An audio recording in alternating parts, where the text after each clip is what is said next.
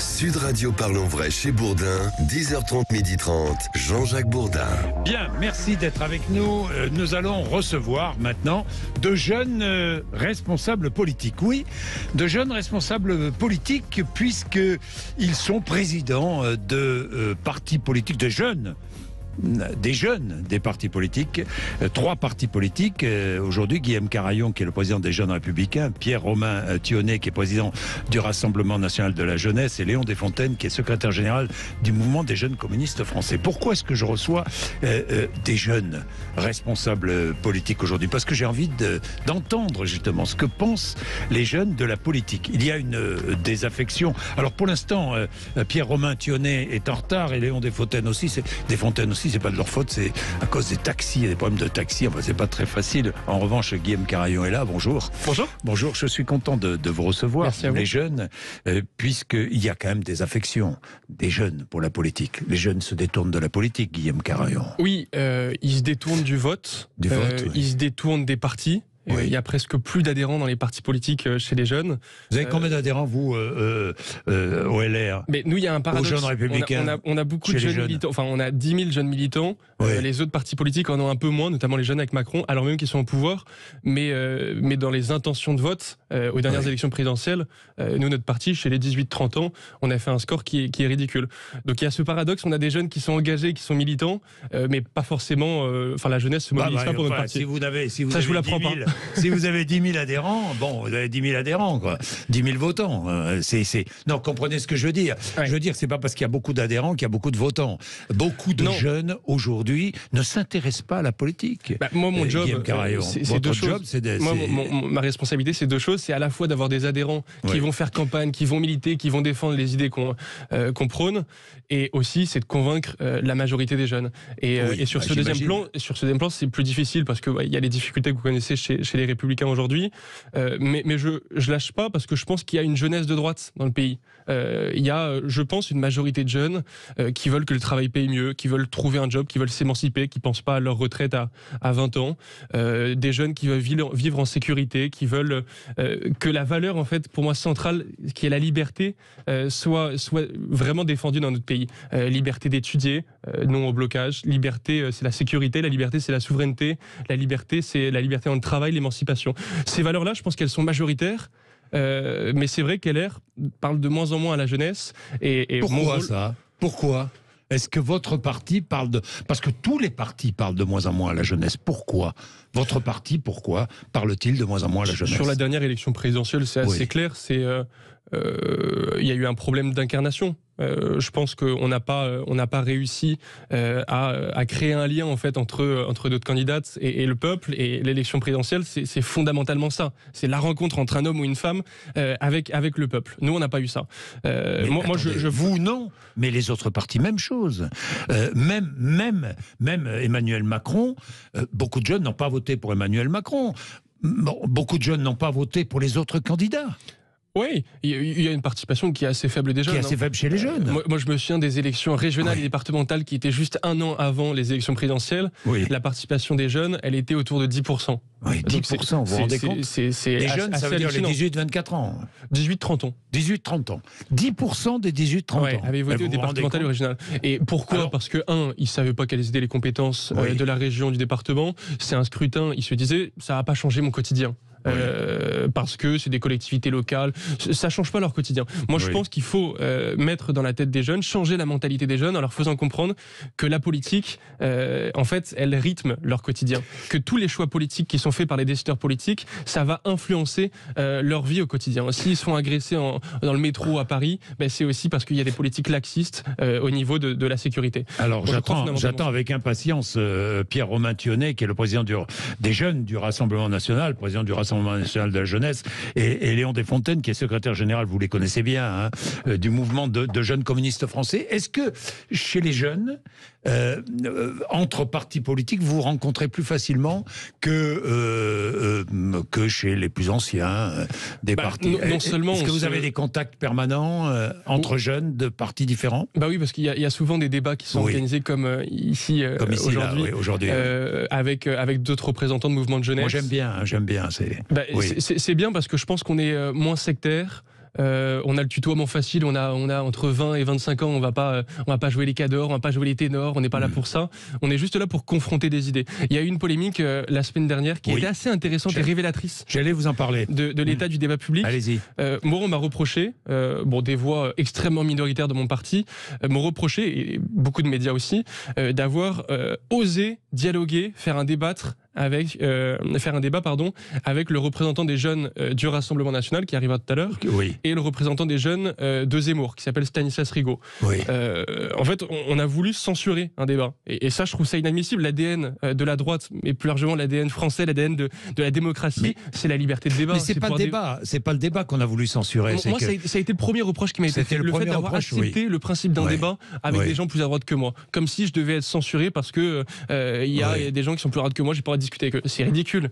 Il y a 42% des Français qui ont voté Marine Le Pen. Évidemment qu'il faut essayer de les convaincre. Moi, je suis dans un autre parti. Je pense que les idées que défend aujourd'hui la droite sont plus pertinentes pour redresser le pays. Est-ce qu'il faut une alliance parce que c'était le fond du problème. Ça a été le faux procès qu'on m'a fait. Et qu'on a fait également à Pierre Romain Thionnet, responsable des jeunes du RN. On nous a dit que les trois défendaient l'union des droites. Or, c'est uniquement l'argument de Stanislas Rigaud. On connaît cet argument, c'est l'argument de Zemmour. Il a fait sa campagne dessus. Pour des raisons différentes. Union de toutes les droites. Vous êtes favorable à l'union de toutes les droites avec Reconquête et le Rassemblement National? Moi, je ne suis pas favorable à l'union des partis, je suis favorable à l'union des électeurs. Et je pense que c'est ce que disent les plus anciens aussi en politique, depuis toujours. C'est pas parce que les plus anciens disent que c'est faux. Je suis d'accord. Moi, je crois que LR doit se reconstruire, doit redevenir le grand mouvement gaulliste, de droite, populaire, qui parle à tous les Français. Un mouvement qui se ressente sur ses fondamentaux. Je pense qu'on a trop souvent oublié nos fondamentaux. Les fondamentaux de la droite, on les a. Vous, jeunes LR, comment regardez-vous la réforme des retraites? Est-ce que vous l'approuvez d'abord? Est-ce que vous la soutenez? Vous, les jeunes LR? Alors, on pense que la réforme des retraites, elle est nécessaire parce que le bouleversement, la transformation démographique fait qu'on ne pourra pas se payer une retraite, on ne pourra pas avoir une retraite, nous, dans 40 ans, si on n'agit pas maintenant. En revanche, je pense que la réforme des retraites, elle est imparfaite parce qu'elle n'aborde pas des enjeux qui sont essentiels. La question de la natalité.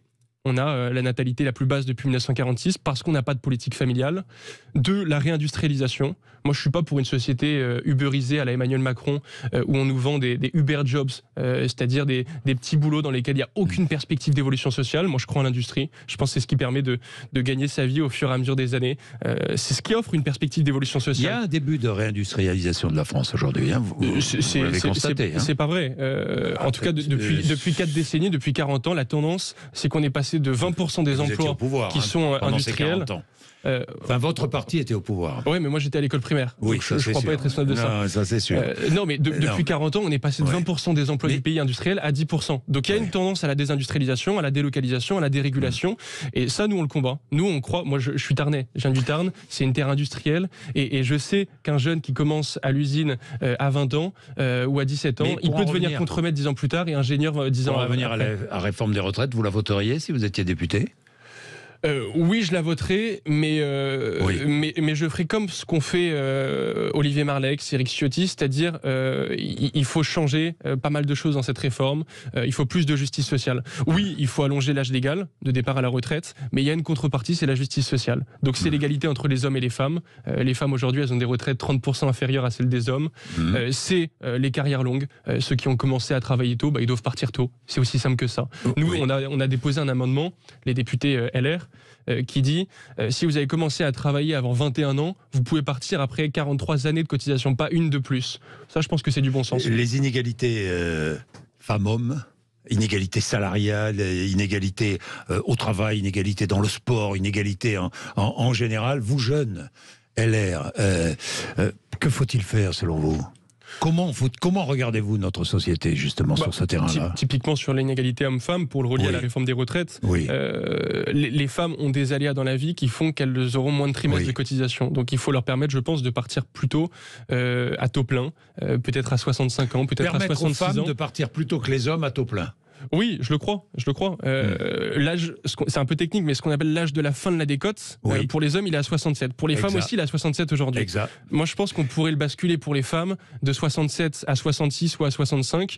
Ça leur permettrait, pour celles qui ont eu des carrières hachées, et c'est la majorité des femmes qui sont dans ce cas-là, de partir un peu plus tôt à la retraite. La lutte contre les inégalités femmes-hommes, c'est un combat chez les jeunes LR, vraiment ou pas? Oui, bien sûr. Moi, je ne crois pas à un nouveau féminisme aujourd'hui qui est un peu incarné par une Sandrine Rousseau, qui consiste à tout vouloir déconstruire. Il y a ce mouvement-là que moi j'ai bien observé quand j'étais à la fac, à la faculté, de déconstruction de tout ce qui constitue en fait l'ADN français, toutes les traditions françaises, on veut les déconstruire. Et donc, ce qu'ils appellent les stéréotypes de genre, tout ça, toute cette volonté de déconstruction un peu wokiste, moi je crois que c'est un faux combat. Il y a eu une époque, il y a quelques années, ça revient à pas mal de temps, où la gauche, elle défendait, la lutte des classes. La base de l'inégalité homme-femme, elle n'est pas là. La réalité de l'inégalité entre les femmes et les hommes, c'est l'inégalité salariale. Est-ce qu'il faut une égalité salariale? Est-ce qu'il faut je ne sais pas, imposer cette égalité salariale dans les entreprises? Si je disais que je voulais une inégalité salariale entre les hommes et les femmes, je serais un peu un monstre. Non, mais égalité, mais l'imposer, comprenez ce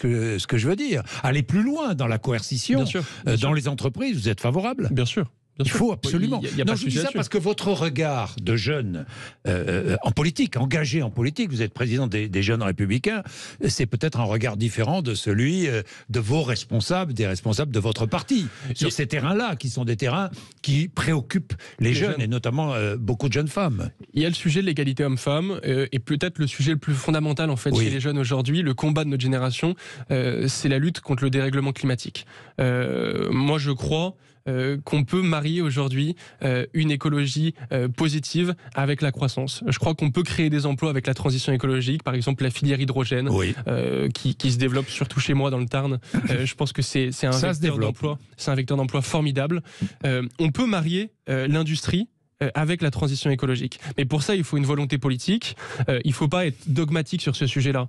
Moi, honnêtement, quand j'entends des Sandrine Rousseau et tous les écolos à l'Assemblée, je pense qu'ils dénaturent en fait le combat écolo. Ils dénaturent le combat écolo. Le combat écolo, c'est la rénovation thermique des bâtiments, c'est la relocalisation, c'est-à-dire c'est les filières courtes, c'est arrêter d'importer des fruits et légumes de l'autre bout du monde. On importe aujourd'hui 60% de nos fruits et légumes. 60% de nos fruits et légumes. On importe 50% de nos volailles. Il y a une époque où on produit moins en France. Oui, on produit moins en France. Mais on était un pays exportateur agricole, on était le meilleur pour ça. Et aujourd'hui, on est devenu un pays importateur. Parce qu'il y a une idéologie qui est aussi partagée à Bruxelles par la Commission européenne, c'est la décroissance agricole. C'est-à-dire on produit moins chez nous et en fait on continue d'importer des produits qui ne respectent pas nos normes environnementales. Ça, c'est une catastrophe. Il est 11h16, nous allons observer une petite pause. Guillaume Carayon est donc là, président des Jeunes Républicains. Pierre Romain-Thionnet qui va arriver. Léon Desfontaines, bonjour. Bonjour. Léon Desfontaines, secrétaire général du mouvement des jeunes communistes français. Vous aussi, vous représentez les jeunes. J'avais envie d'organiser ce débat. Malheureusement, on a petit problème de taxi, si j'ai bien compris, mais aujourd'hui ça ne m'étonne pas, ça ne vous surprend pas, hein, vous, jeunes qu'à moitié. Qu'à moitié, hein, puisque vous soutenez les grèves, les manifestations, évidemment. Et donc, petit problème, donc le débat, on va pouvoir l'engager, ce débat. Mais je souhaitais qu'on engage ce débat sur des questions politiques en général, avec de jeunes responsables de partis politiques. Pourquoi ? Parce que votre regard est peut-être différent, et sûrement différent de celui de vos aînés. Il est 11h17. À tout de suite sur l'antenne de Sud Radio. Jean-Jacques Bourdin. Bien, les jeunes et la politique. Très intéressant, le regard des jeunes responsables des partis politiques sur le débat. Les débats divers et variés. Guillaume Carayon est avec nous, président des Jeunes Républicains.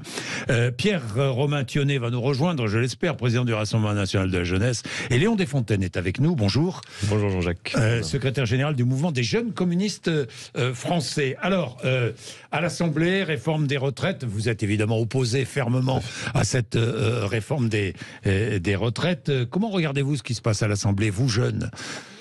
Vous, jeunes responsables d'un parti politique. Ça nous paraît assez éloigné en réalité de ce qu'on est en train de construire en termes de mobilisation sociale. Aujourd'hui, on a à l'Assemblée nationale finalement une majorité qui visiblement soutiendrait cette réforme, encore que On verra lorsqu'il s'agira de voter, parce qu'on voit que cette majorité est en train de s'étioler excusez-moi, petit à petit. Et nous, ce qu'on voit et ce qu'on observe sur le terrain, c'est que les jeunes rejettent massivement et majoritairement cette réforme des retraites, ce décalage d'âge de départ à la retraite. Et c'est tant mieux. Et cette mobilisation n'est pas près de faiblir. Et en tout cas, on voit que du coup, il y a un décalage entre ce qui se passe dans les hémicycles, à l'Assemblée comme au Sénat, d'ailleurs. Au Sénat, qui vient surenchérir sur la capitalisation, notamment sur la réforme des retraites, on voit qu'il y a un réel décalage finalement entre nos hémicycles et ce qui se passe actuellement dans la rue. Pierre-Romain Thionnet vient de nous rejoindre. Bonjour. Bonjour. Merci d'être là. Vous êtes, je le rappelle, président du Rassemblement national de la jeunesse. Vous avez quel âge tous les trois? Quel âge avez-vous, Pierre-Romain? 29. 26 ans. 26 ans 23. Et 23. 23, 26 et 29. Vous êtes jeunes, vous êtes tous les trois, vous vous rencontrez régulièrement, vous vous tutoyez. Est-ce que vos rapports sont différents de ceux que peuvent avoir vos aînés? Vous constatez qu'ils sont différents dans la façon dont vous débattez, dont vous défendez telle ou telle conviction? Franchement, il y a une différence? Je veux dire que je ne connais pas très bien mon adversaire. Ah bon, c'est un adversaire, c'est la première fois que vous vous rencontrez? C'est la première fois qu'on se rencontre. Ah d'accord. Je viens d'arriver, on n'a même pas eu le temps de se saluer en coulisses. National, Parti communiste, oui. Et Guilhem, j'ai eu l'occasion de débattre avec lui, qui a fait un petit peu parler il y a quelques temps. On en parlait tout à l'heure avec Guillaume Carayon. Mais tout vous sépare sauf l'âge. Je ne pense pas que tout nous sépare. Non, alors, exactement. Qu'est-ce qui vous rapproche selon vous? Déjà, je pense dans cette opposition à cette réforme des retraites, même s'il y a évidemment des nuances dans les contre-projets qui sont proposés, mais je crois dans la mise en avant des questions sociales, je crois que le camp auquel j'appartiens peut des fois avoir des points de convergence avec une certaine gauche, même s'il y a des mots différents, des idéologies différentes qui les portent derrière. Il y a en tout cas dans l'opposition aux réformes de Macron, à la violence sociale du macronisme. Vous vous sentez plus proche aujourd'hui du Parti communiste français que d'Emmanuel Macron, que du gouvernement? Il se trouve qu'on est dans la même tranchée pour combattre Emmanuel Macron. Voilà, c'est ça qu'on peut dire sur ce sujet-là précisément.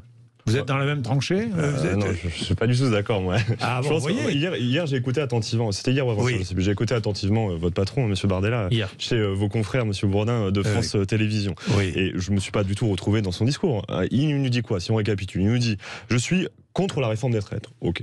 Je suis contre les manifestations et les blocages qui sont à l'œuvre. Il s'est positionné contre les blocages de l'économie, les grèves qui sont mises en place, et le côté France à l'arrêt. Énergie, carburant, etc.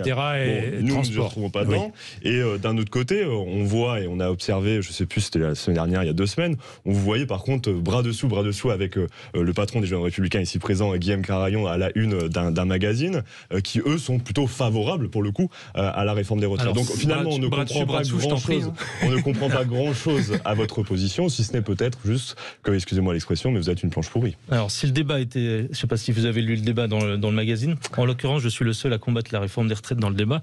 Donc là, j'ai vu qu'il y avait beaucoup de points communs quand même. Il y a des autres sujets bien sûr, mais sur cette question sociale, il n'y a absolument pas de points communs avec les Républicains. On en parlait tout à l'heure avec Guillaume Carayon. Ou même avec Reconquête. Et l'Union, vous prenez l'Union des droites? Non, pas du tout. Je crois que c'était même très clair dans le magazine. Rien que par exemple sur cette question sociale, voilà, il y avait une vraie divergence avec aussi notre homologue de Reconquête. Mais je crois, oui, qu'il y a une partie de la droite qui n'a toujours pas fait abandonné son libéralisme sur ces questions économiques et qui a du mal à s'opposer. Vous avez abandonné le libéralisme, vous, au Rassemblement National, chez les jeunes du Rassemblement National? Non, même la ligne du parti en général, c'est pas une ligne qui prône un néolibéralisme économique. Elle a rompu. Non, néolibéralisme ou libéralisme, c'est pas tout à fait pareil. Oui, il y a des distinctions philosophiques, c'est vrai. Mais pour l'économie, on va plutôt dire. Pour l'économie, alors. Voilà, libéralisme. Mais je crois qu'en effet, c'est assez vu dans notre parti. Vous êtes plutôt pour une économie dirigée? Non, pas dirigé, mais avec un État qui prend toute sa place. Étatisé? Non, étatisé. C'est tout de suite des grands mots qui peuvent faire peur. Des grands mots. Mais il ne s'agit pas de faire peur. Un État qui prend toute sa place dans les défis actuels de l'économie, même de l'écologie. Et je pense que les différentes crises que notre pays a pu subir, même l'Europe et le monde en général, que ce soit la crise Covid, la question des guerres, la question des ruptures des chaînes d'approvisionnement. Donc droite sociale. Oui, ça, je pense que... Le RN, c'est la droite sociale. C'est la droite sociale, Guillaume Carayon? Non, je ne le crois pas. Moi, j'aime pas trop en fait quand on parle de grands concepts de libéralisme, d'ultralibéralisme. Nous, ce qu'on dit simplement. C'est un problème de la droite de pas aimer ça, oui. Mais nous, ce qu'on dit simplement, moi, je suis pas pour le néolibéralisme dans le sens où il faut pas tout déréguler, tout délocaliser, parce que ça tue les foyers de production et ce qui permet aux campagnes de vivre. Si on délocalise tout, il y a plus d'usines et il y a plus de progression sociale des salariés. En revanche. Je pense que dans un pays comme la France, où on a 45% de prélèvements obligatoires par rapport au PIB, où les gens sont surimposés, et ça commence par les petites entreprises, par les PME, par les TPE, c'est pas les très grosses entreprises qui sont surimposées. Peut-être qu'il faut mettre en place des taxes sur les super profits. Moi, je suis pas opposé à ça. En revanche, je pense qu'il faut libérer fiscalement le pays, les travailleurs modestes, ceux qui se lèvent tous les matins pour aller travailler et qui gardent pas grand-chose à la fin du mois. Moi, je pense qu'à ces gens-là, il faut leur donner plus de liberté économique. Et c'est quelque chose que j'entends tout le temps sur le terrain. Le fait que la France est devenue un enfer fiscal, un enfer surnormatif, bureaucratique, où tout est décidé depuis en haut, tout est décidé depuis Paris, et finalement on a oublié les travailleurs, on a oublié les gens qui avaient juste envie de payer un petit peu moins d'impôts, d'être moins chargés et de réussir dans la vie tout simplement. Alors ce qui m'intéresse dans notre débat, c'est votre regard sur notre société. Vous êtes plus jeune, vous êtes engagé en politique, fermement engagé en politique.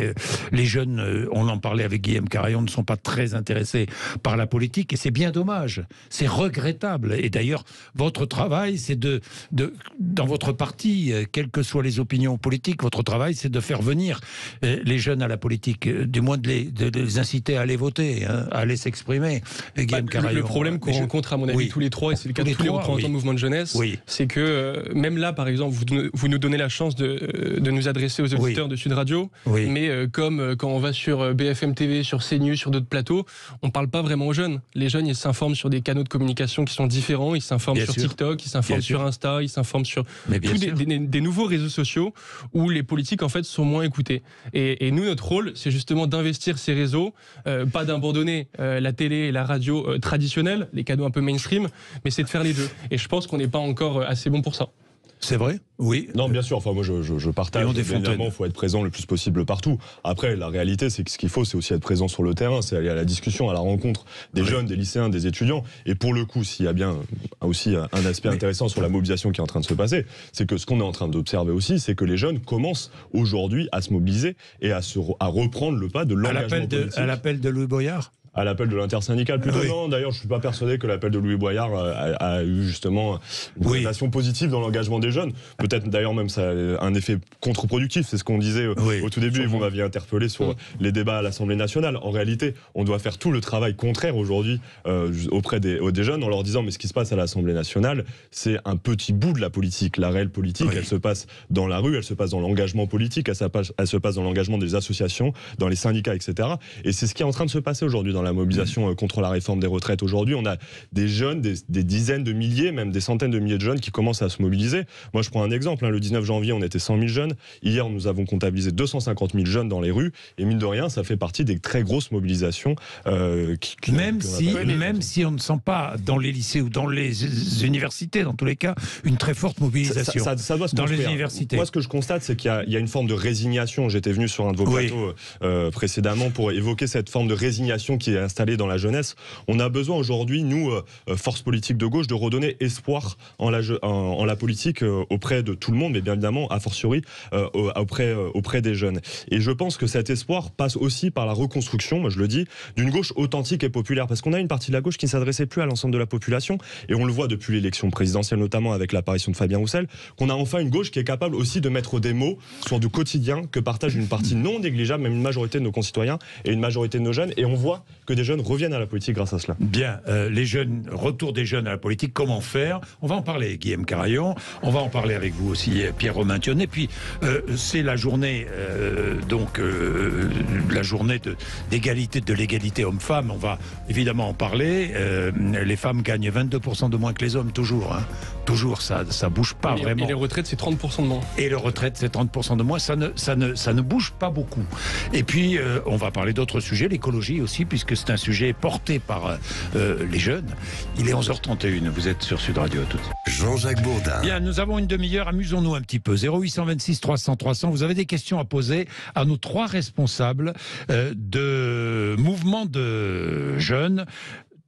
3 partis politiques représentés. Guillaume Carayon, qui est président des Jeunes Républicains, Pierre Romain-Thionnet, qui est président du Rassemblement National de la Jeunesse, et Léon Desfontaines, qui est secrétaire général du Mouvement des Jeunes Communistes Français. Si vous avez des questions à poser à nos 3 responsables, n'hésitez pas, 0826 300 300. Moi, j'ai quelques questions à vous poser. Les syndicats. Donc, on demandait à rencontrer Emmanuel Macron. C'est la dernière. Alors, il y aura une nouvelle journée.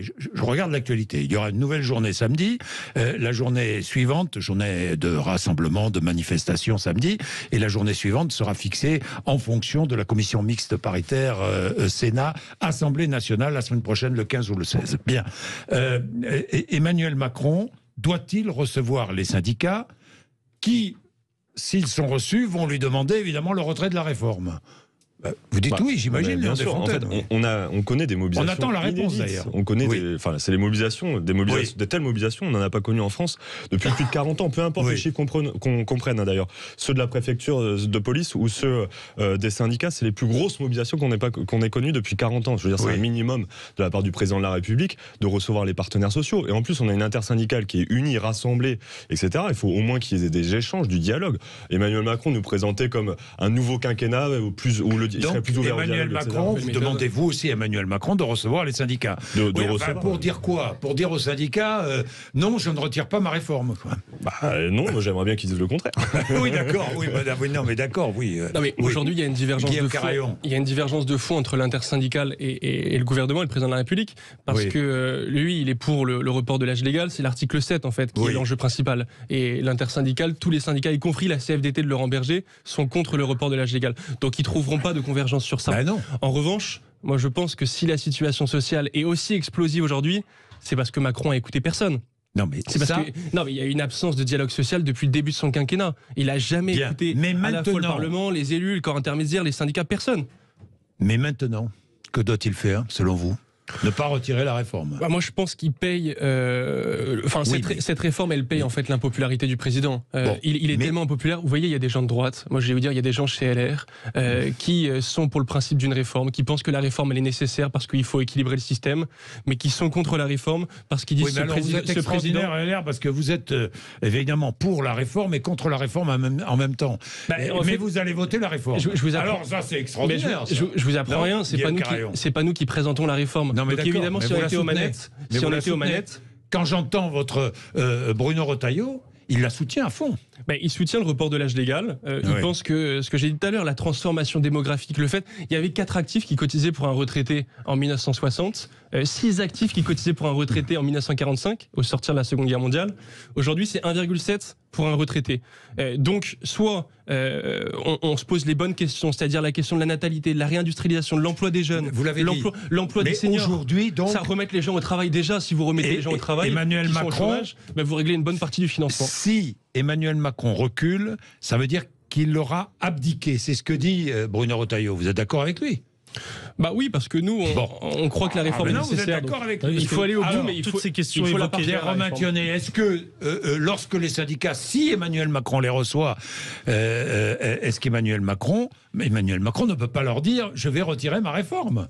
Non, bien sûr. Après, pour rebondir juste sur Guillaume Carayon, toutes ces questions de productivité, natalité, le taux d'emploi, l'emploi des jeunes, vous allez me dire que c'est le Rassemblement national qui, depuis longtemps, non, c'est pas ce que j'allais dire. Ces questions.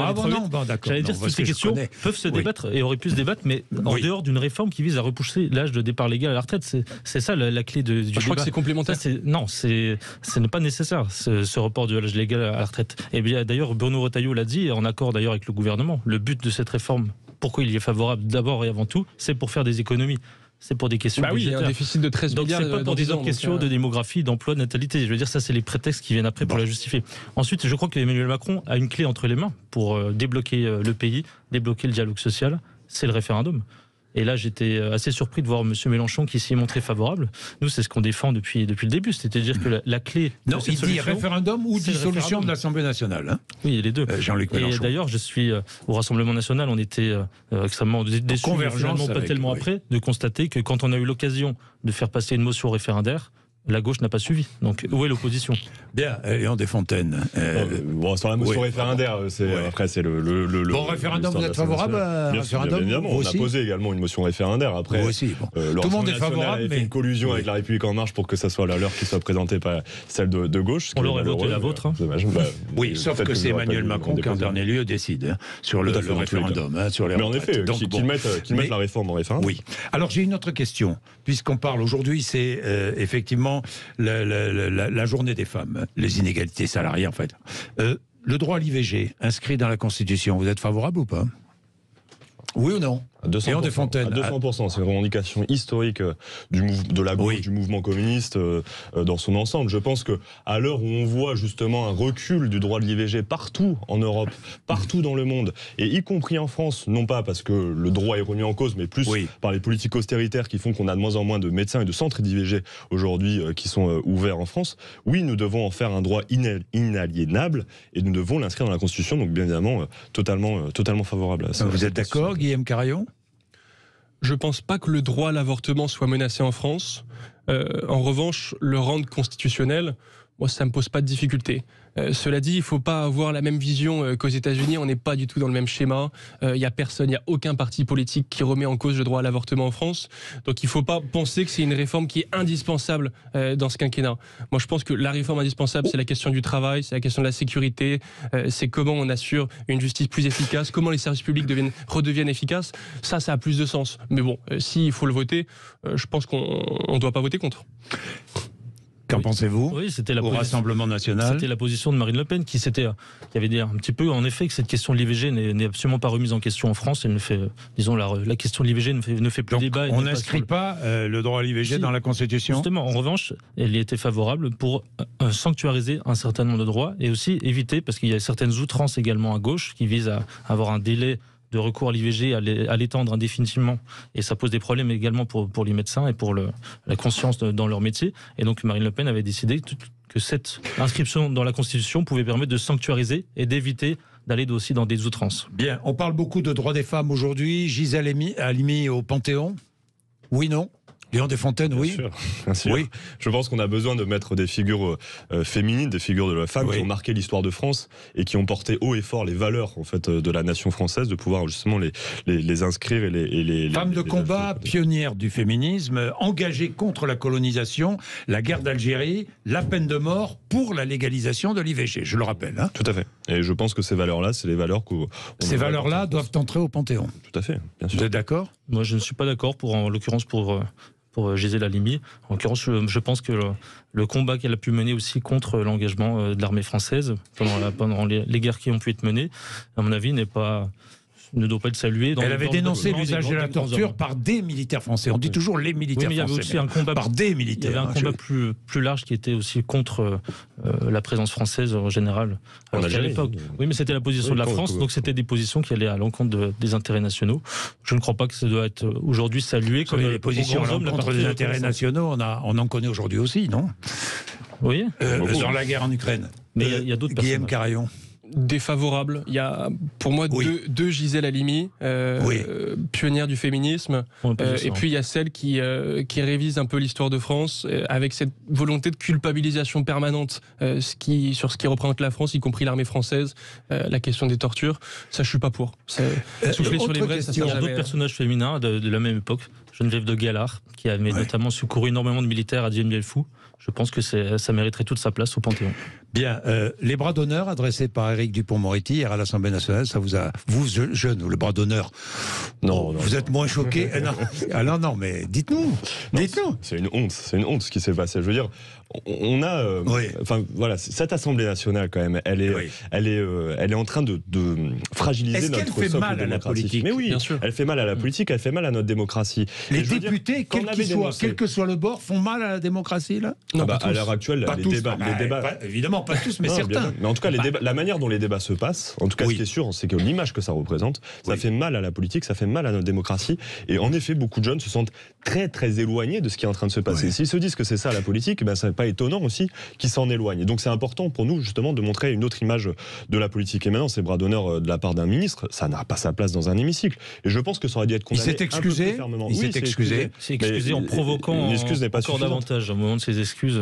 Mais je crois que c'est pas étonnant venant de ce personnage. Il avait déjà eu l'occasion de se faire remarquer. Je crois que c'était pendant la campagne des régionales. Dans le Nord, ou des départementales, je ne me rappelle plus. Il avait fait le même type de geste, un peu menaçant. C'est pas tellement surprenant. Mais oui, en effet, je crois qu'il y a certains députés, notamment sur les bords de l'ANUPS, mais je viserais plutôt LFI que le Parti communiste. Je crois que ces députés se comportent plutôt bien. Mais du côté de LFI, par exemple, Louis Boyard pense peut-être qu'attirer les jeunes à la politique, c'est rabaisser la politique, organiser des jeux et travestir finalement ce qui est le combat des idées et le combat politique. Et je crois que ça ne participe absolument pas pour intéresser les jeunes à la politique. Sur Dupond-Moretti, c'est grossier, c'est vulgaire, c'est insultant, c'est tout ce qu'on veut. Pourquoi il fait ça, quoi ? Je trouve ça grotesque, honnêtement. Il fait un bras d'honneur à un député, en l'occurrence Olivier Marleix, qui est le patron des députés LR. C'est un bras d'honneur à toute la représentation nationale. Puis en fait, c'est un bras d'honneur au peuple français. Donc pour moi, c'est pas pardonnable. C'est pas pardonnable, c'est nul. C'est pas l'image que doit donner le Parlement et un ministre, d'autant plus un ministre de la Justice qui est en faillite totale sur le fond. En fait, c'est un geste d'énervement parce qu'il n'arrive pas à régler les dossiers. La justice est dans un état qui est catastrophique, comme tous les services publics. Et lui, il sent bien qu'en fait, ça fonctionne pas. Il sent bien qu'il est impopulaire. Et donc, il se lâche. Il se lâche à travers un bras. Et ça, c'est. Et on a vu meilleure façon de remercier ses alliés dans la réforme des retraites. Bien, il est midi moins le quart. À tout de suite. Restez avec nous. 3 jeunes responsables de partis politiques, responsables des jeunes républicains, Guillaume Carayon, du Rassemblement national, Pierre-Romain Thionnet, et des communistes, Léon Desfontaines. À tout de suite. Il est midi moins le quart. Jean-Jacques Bourdin. Bien, nos jeunes sont là et je suis très très heureux de vous recevoir parce que vous parlez de politique un peu différemment, c'est vrai. Guillaume Carayon, si je vous demande aujourd'hui, quel est selon vous rencontrez des jeunes de tous bords, de toutes origines, quelles sont aujourd'hui les principales préoccupations majeures des 18-30 ans ? Travail. Que leur travail paye et qu'ils puissent trouver un boulot. Il y a un chômage chez les jeunes qui est trop important. Un jeune sur 5. 2, je pense que c'est la question écologique, la question du dérèglement climatique. Et 3, je pense que c'est la sécurité. Travail, dérèglement climatique et sécurité. Je fais mon tour de table. Léon Desfontaines. Je pense que le travail, en effet, fait partie des premières préoccupations. Mais en fait, en réalité, je pense, au-delà du travail, c'est la question du pouvoir d'achat. Enfin, en fait, on le voit qu'on soit étudiant, parce qu'il y a aussi les étudiants qui sont concernés. Oui, bien sûr. C'est la question du pouvoir d'achat. Deuxièmement, quand même, la question de la formation. Enfin, je veux dire, aujourd'hui, quand on interroge un lycéen, sa première des préoccupations, c'est ce qui va être accepté par Parcoursup dans la filière qu'il souhaite. Et je veux dire, ça a un effet, y compris d'angoisse de C'est demain, d'ailleurs, la fin de Parcoursup. Et il y a une angoisse bien présente chez les jeunes. Et d'ailleurs, on voit que... Enfin, moi, je suis effaré de voir la situation dans laquelle se trouve la jeunesse vis-à-vis de la sélection à l'entrée de l'université. Maintenant, il y a la sélection à l'entrée du master qui est généralisée, etc. Donc, je veux dire, je pense que la formation en fait bien évidemment partie. Donc, pouvoir d'achat, formation, et je pense que les questions d'emploi, bien évidemment, voilà, il y a une crainte de comment on va s'insérer dans la vie active. Mais ça, c'est une crainte éternelle. C'est éternel, mais quand on voit le taux de chômage que les jeunes rencontrent à un certain âge. La différence, c'est que le premier emploi stable avant, je sais plus, dans les années 80, il était environ aux alentours entre 21 et 23 ans. Aujourd'hui, entre 27 et 29 ans. Donc, ça se décale, cette précarité s'installe. Mais il y a plus de mobilité dans le travail, il y a plus de changement de filière, changement de direction professionnelle. Comme la formation professionnelle n'est pas efficace, mais comme au lycée... Elle progresse quand même. L'apprentissage progresse. La formation professionnelle progresse. C'est très bien. Si on peut mettre un crédit... je ne vais pas défendre le gouvernement, on est bien d'accord. Mais si on peut mettre un crédit à ce gouvernement... Sur l'apprentissage. Moi, je trouve que c'est très bien ce qui se passe avec l'apprentissage. Maintenant, il faut que notre industrie puisse suivre. Le problème, c'est que notre industrie continue à partir à volo. Donc, on est en train de former des apprentis, et puis après, finalement, il n'y aura pas assez d'emplois pour eux. Donc, il faut bien évidemment mener une politique forte pour la formation. Le souci écologique et le souci sécuritaire, pour vous, ça vient après. Non. Ah bon, d'accord. Faut que je le dise aussi, mais si je devais en choisir 3, c'était cela. Je pense que l'écologie est importante chez une partie non négligeable de la part des jeunes. Les sondages le démontrent. Je pense que particulièrement présent chez les jeunes qui sont particulièrement en études, formés, etc., avec un certain capital culturel. Je veux dire, les crises que nous sommes en train de vivre, les crises économiques, etc., font aussi voir un peu les choses différemment. Bien. Et la sécurité, bien évidemment. Et vous, Pierre Romain-Thionnet, quelles sont les préoccupations selon vous des jeunes ? En premier, je dirais en effet les conditions matérielles, mais plus généralement qui est très lié l'accès aux services publics et le sentiment d'abandon. Toute une partie de la jeunesse, notamment rurale ou des petites villes, et qui souvent est obligée de quitter, d'aller dans les grandes villes régionales, quitter totalement leur village. Où on ne peut pas se loger dans certaines régions parce que le logement est trop cher. Parce que, et aussi qui est totalement abandonné au point de vue aussi médiatique ou même de la production culturelle. Et on a l'impression que cette jeunesse n'existe pas alors qu'elle est très importante en pourcentage dans la population. En deuxième, je dirais que c'est les questions d'immigration et d'identité. Donc aussi. Vous croyez que c'est la préoccupation majeure des jeunes Des jeunes RN, je pense. Non, je pense que d'ailleurs les sondages ne montrent pas que les jeunes sont moins sensibles à ces questions-là que par rapport au reste de la population. C'est pas une question de vieux et de vieux cons. L'immigration, l'identité, la sécurité. Ça passe avant le pouvoir d'achat ou l'écologie. Non, je l'ai mis en premier. Je pense les questions matérielles, pouvoir d'achat, emploi, mais qui sont liées aussi aux services publics. Je pense que c'est plus l'abandon en général. Je comprends. En deuxième, je pense vraiment c'est les questions de sécurité et d'immigration. Il y a vraiment un sentiment de dépossession extrêmement fort. Et c'est vraiment quelque chose qu'il ne faudrait pas négliger, notamment à gauche, qui peut expliquer les résultats électoraux de la gauche. C'est que cette partie de la jeunesse se sent vraiment dépossédée de son pays et a envie que la France reste la France. C'est le slogan un petit peu habituel. Et troisième, en effet, les questions d'écologie. Moi, j'y suis très sensible aussi. Et je crois que c'est là, pour le coup, c'est du Nord Jura. C'est plutôt du Jura. Alors, pour le coup, les choses se passent plutôt bien, quoique sur les conditions d'enneigement, ça pose des questions justement du réchauffement climatique en ce moment. Mais je pense que là, c'est plutôt un message à la droite qui a eu tort de négliger ces questions et de les renvoyer toujours à Greta Thunberg et à Sandrine Rousseau, parce qu'il y a un vrai sujet sur ces questions-là.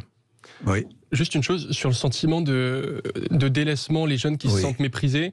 Moi, la fois où je l'ai le plus rencontré, j'étais candidat aux législatives dans le Tarn chez moi, et j'ai fait venir pendant ma campagne Jean Lassalle.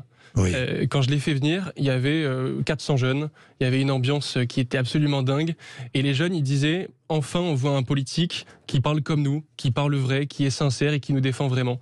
Et moi, j'avais trouvé ça frappant parce que ça montrait quand même que parmi tous les autres responsables politiques, il y en avait beaucoup qui parlaient à personne, en fait, qui parlaient pas aux jeunes et qui donnent l'impression de se parler entre eux. Souvent, quand on regarde les débats à l'Assemblée, on a l'impression que c'est un peu un dialogue de sourds et qui s'adresse pas aux gens qui regardent la chaîne parlementaire. Je crois que c'est la chaîne pour regarder les débats. Vous êtes d'accord avec ça, qui s'adresse que entre eux, quoi. Je dirais qu'il s'adresse en premier lieu à leurs followers sur Twitter. Enfin, là, ces derniers temps, quand même, on cherche à faire la petite punchline qu'on pourra découper ensuite, rebalancer sur les réseaux sociaux. C'est un peu dommage, mais vous êtes Louis Boyard, le plus grand spécialiste. Oui, vous êtes d'accord ? Oui, mais après, je pense que Lassalle, c'est pas spécialement qu'il décide de parler aux jeunes. Je pense que c'est juste parce qu'il inspire la sincérité. Et je crois que c'est aussi un tort du débat public, parfois, et qui a pu désintéresser les jeunes, de croire que pour parler aux jeunes, il faut parler spécifiquement de petites mesures adressées aux jeunes, de petits chiffres qui concernent purement les jeunes. Et ça, d'ailleurs, c'est souvent adressé purement aux étudiants. Et je crois qu'en fait, parler aux jeunes en tant que citoyens français, les projeter dans l'avenir, leur parler de ce qui parle au peuple français. Vous le dites tout ça à vos responsables de vos partis différents. Il y a une proposition l'année dernière qui m'avait profondément marqué, c'était celle de Fabien Roussel sur la gratuité du permis de conduire, par exemple, qui était une mesure qu'il avait portée haut et fort, parce que c'était une émanation d'ailleurs de certaines organisations de jeunesse. Moi, j'avais été le lendemain qu'il l'avait annoncé chez Hugo Décrypte, du coup, sur Instagram. J'étais dans l'Orne, à Argentan, et j'allais diffuser des tracts devant un lycée professionnel. Et tout le monde me dit « Ah, mais c'est le candidat qui est pour la gratuité du permis de conduire ». Et en fait, je pense qu'il y a des mesures aussi qui sont importantes pour des jeunes, notamment des jeunes, comme vous le disiez précédemment, qui peuvent paraître être délaissés et désenclavés. Et en fait, la question de la mobilité est une question quand même qui est grandissante chez les jeunes, qui est omniprésente. Et pourtant, on n'a jamais été autant contraint, en tout cas limité, dans nos déplacements par rapport à cette aspiration grandissante. Très vite, conclusion, parce qu'il y a la mesure qui parle aux jeunes, mais il y a surtout la vision, le projet global pour la société. Les jeunes, ils ont grandi qu'avec des crises. On a parlé de la crise climatique, on a parlé de la crise sécuritaire, la crise économique, sociale, crise du logement, l'inflation.